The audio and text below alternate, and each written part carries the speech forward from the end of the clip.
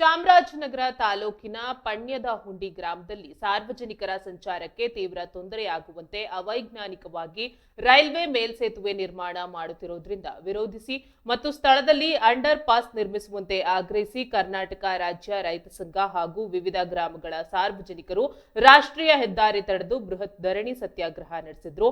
ಪಣ್ಯದಹುಂಡಿ ಗ್ರಾಮದ ಬಸ್ ನಿಲ್ದಾಣದ ಬಳಿಯ ರಾಷ್ಟ್ರೀಯ ಹೆದ್ದಾರಿಯಲ್ಲಿ ಜಮಾಯಿಸಿದ ನೂರಾರು ಪ್ರತಿಭಟನಾಕಾರರು ರಸ್ತೆಯಲ್ಲೇ ಕುಳಿತು ಅರ್ಧ ಗಂಟೆಗೂ ಹೆಚ್ಚು ಕಾಲ ವಾಹನ ಸಂಚಾರವನ್ನ ಸಂಪೂರ್ಣವಾಗಿ ಸ್ಥಗಿತಗೊಳಿಸಿದ್ರು. ರಾಷ್ಟ್ರೀಯ ಹೆದ್ದಾರಿ ಪ್ರಾಧಿಕಾರ ಹಾಗೂ ಸರ್ಕಾರದ ವಿರುದ್ಧ ವಿವಿಧ ಘೋಷಣೆಗಳನ್ನ ಕೂಗಿ ಆಕ್ರೋಶ ಹೊರಹಾಕಿದ್ರು.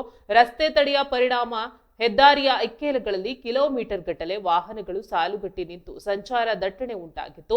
ಪ್ರತಿಭಟನೆಯ ನೇತೃತ್ವ ವಹಿಸಿ ಮಾತನಾಡಿದ ರೈತ ಸಂಘದ ಜಿಲ್ಲಾ ಸಂಘಟನಾ ಕಾರ್ಯದರ್ಶಿ ವಿಜಯ್ ಕುಮಾರ್, ಪಣ್ಯದಹುಂಡಿ ಗ್ರಾಮದ ಬಳಿ ರೈಲ್ವೆ ಮೇಲ್ಸೇತುವೆಯನ್ನ ಅತ್ಯಂತ ಅವೈಜ್ಞಾನಿಕವಾಗಿ ನಿರ್ಮಾಣ ಮಾಡಲಾಗ್ತಾ ಇದೆ.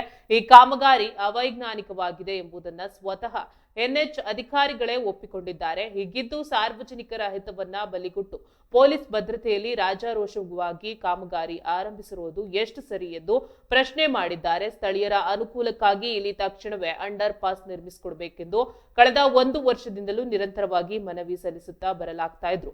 ಹೆದ್ದಾರಿ ಅಧಿಕಾರಿಗಳು ಯಾವುದೇ ಕ್ರಮ ವಹಿಸಿಲ್ಲ.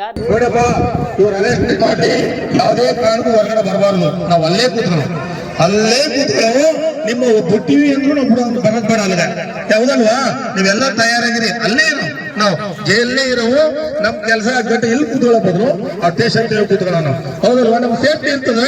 ಅವ್ರು ಊಟ ತಿಂಡಿ ಕೊಡಿದ್ರೆ ನಮಗೂ ಇಲ್ಲೇನದ ಅದ್ದಿ ಮಾಡೋ. ಯಾಕಂದ್ರೆ ನಾವು ನೋಡಿ ನೋಡಿ ಸಾಕಾಗದ. ನಮ್ಮ ಅಳಿವು ಉಳಿವಿನ ಪ್ರಶ್ನೆ ಆಗಿದ್ರಿಂದ ಇವತ್ತು ನಾವು ಚಳವಳಿ ಮಾಡೋ ಪರಿಸ್ಥಿತಿ ಬಂದಿದೆ. ನೋಡಿ, ಅದೇಲಿ ಅವರು ಬಂದೂ ಇಲ್ಲ, ಯಾರು ಎತ್ತ ಬರೀ ಚಳವಳಿಗಾರರು ಕೂತ್ಕೊಳ್ಳಿ. ನೋಡಪ್ಪ, ಇವ್ರು ಅರೆಸ್ಟ್ ಮಾಡಿ ಯಾವುದೇ ಕಾರಣಕ್ಕೂ ಹೊರಗಡೆ ಬರಬಾರ್ದು. ನಾವು ಅಲ್ಲೇ ಕೂತ್ಕೊಳ್ಳೋ ನಿಮ್ಮ ಬಿಟ್ಟಿವಿ ಅಂದ್ರೂ ನಾವು ಬರೋದ್ ಬೇಡ ಅಲ್ಲದ ಯಾವ್ದಲ್ವಾ, ನೀವೆಲ್ಲ ತಯಾರಾಗಿರಿ. ಅಲ್ಲೇ ನಾವು ಜೈಲೇ ಇರೋವು ನಮ್ ಕೆಲಸ ಗಂಟೆ ಇಲ್ಲಿ ಕೂತ್ಕೊಳ್ಳೋ ಬದ್ರು ಅಟ್ಟೇಶ್ ಅಂತ ಹೇಳಿ ಕೂತ್ಕೊಳ್ಳೋ ನಾವು, ಹೌದಲ್ವಾ? ನಮ್ ಸೇಫ್ಟಿ ಇರ್ತದೆ. ಅವ್ರು ಊಟ ತಿಂಡಿ ಕೊಡಿದ್ರೆ ನಮಗೂ ಇಲ್ಲೇನದ ಅದ್ದಿ ಮಾಡೋ. ಯಾಕಂದ್ರೆ ನಾವು ನೋಡಿ ನೋಡಿ ಸಾಕಾಗದ. ನಮ್ಮ ಅಳಿವು ಉಳಿವಿನ ಪ್ರಶ್ನೆ